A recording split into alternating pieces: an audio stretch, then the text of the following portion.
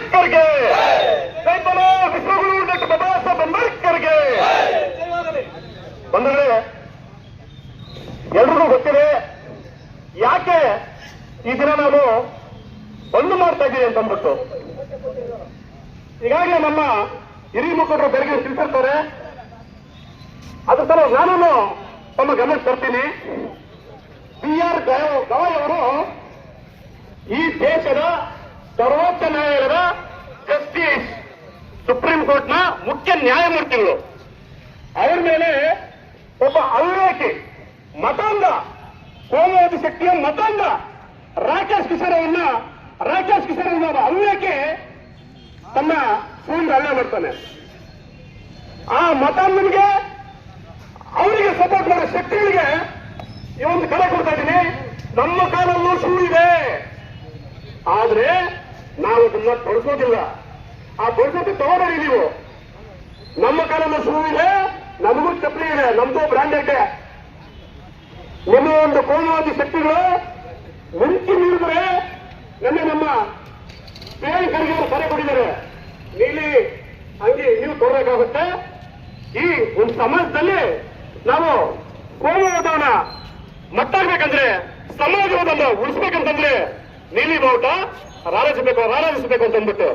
ಒಂದು ಕಡೆ ಏನೋ ಒಬ್ಬ ಸರ್ವೋಚ್ಚ ನ್ಯಾಯಮೂರ್ತಿ ಮೇಲೆ ಹಲ್ಲೆ ಆದ್ರೆ ಕೇಂದ್ರ ಗೃಹ ಮಂತ್ರಿಗಳು ಪಾಪ ಪತ್ತೆ ಇಲ್ಲ. ಕೇಂದ್ರ ಗೃಹ ಮಂತ್ರಿಗಳು ಅಮಿತ್ ಶಾ ಇದನ್ನ ಕೂಡಲೇ ಕಳಿಸಬೇಕಾಗಿತ್ತು. ಅಲ್ಲೇ ನಡೆದು ಬಾಬಾ ಸಾಹೇಬ್ ಅಂಬೇಡ್ಕರ್ ನಿಂದಿಸ್ತೀರಿ, ಖರ್ಗೆ ಅವರು ನಿಂದಿಸ್ತೀರಿ, ಮಾನ್ಯ ಸಚಿವರು ಪ್ರಿಯಾಂಕ್ ಖರ್ಗೆ ನಿಂದಿಸ್ತೀರಿ. ಏನೇಳಿದ್ರು ಅವರು, ಸಾರ್ವಜನಿಕ ಸ್ಥಳಗಳಲ್ಲಿ ಬೇರೆ ಸಂಘ ಸಂಸ್ಥೆಗಳಿಗೆ ಅವಕಾಶ ಇಲ್ಲ ಅಂತ. ಅದು ಅಧಿಕಾರ ಆ ಒಂದು ಅನುಸೂಚನೆ ಅಳವಡಿಸಿರೋದ. ಅಯೋಗ್ಯ 2013ರಲ್ಲಿ ನಿಮ್ಮದೇ ಸರ್ಕಾರ ಇದ್ದಾಗ ನಿಮ್ಮದೇ ಮುಖ್ಯಮಂತ್ರಿ ಜಗದೀಶ್ ಶೆಟ್ಟರ್ ಅಂತ ಹೊರಟಿದ್ದಾರೆ. ತಪ್ಪ ದಾಖಲೆ ಕೊಡ್ತೀನಿ, ಪ್ರಚಾರ ಕೊಡ್ತೀನಿ ನಾನು. ಅವರು ಪ್ರಿಯಾಂಕ್ ಖರ್ಗೆ ಅವರ ಮಾತಾಡೋದು ನಿಮ್ಮದೇ ಸರ್ಕಾರದ ನಿಮ್ಮದೇ ಸಚಿವರು ಅನುಸೂಚನೆ ಹೊಡಿಸಿರೋದು ತಿಳ್ಕೊಂಡ್ರಿ. ಅದ್ರ ಬಿಟ್ಟು ಮತ್ತೆ ನಾನು ಹೇಳ್ತೀನಿ, ನೀವು ಕಾಂಗ್ರೆಸ್ ಬರೋದಕ್ಕೆ ಏನಂತ ಟಿಪ್ಪು ಜಯಂತಿ ಮಾಡೋದು ಅಂತಂದ್ಬಿಟ್ಟು. ಯಾರಪ್ಪ ದೇಶದಲ್ಲಿ ಬಂದು ಟಿಪ್ಪು ಜಯಂತಿ ಆಚರಣೆ ಮಾಡುತ್ತಾ? ನೀವು ಟೋಪಿ ನಿಂತ್ಕೊಂಡ್ಬಿಟ್ಟು ಪ್ರತಿನಿಧಿ ಕುಡಿಯೋದು ಯಡಿಯೂರಪ್ಪ ಸರ್ ಫೋಟೋ ಇಲ್ವಾ? RS ಫೋಟೋ ಇಲ್ವಾ? ಜಗದೀಶ್ ಶೆಟ್ಟರ್ ಫೋಟೋ ಇಲ್ವಾ? ಮಾಡಿಲ್ಲ, ಅದನ್ನ ಚುನಾವಣೆ ಮಾಡಿದ್ರ ಏನು ಮಾಡುತ್ತೆ?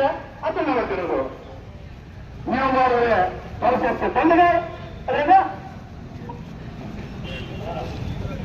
ಬಣ್ಣದ ತಗಡಿನ ನಿಮ್ಮ ಸರ್ಕಾರದಲ್ಲಿ ಏನೇನು ಅನುಸೂಚನೆ ಹೊರಡಿಸಿದ್ರಿ ಅದು ನೋಡ್ರಿ, ಅದು ನಮ್ಗೆ ಹೇಳ್ರಿ.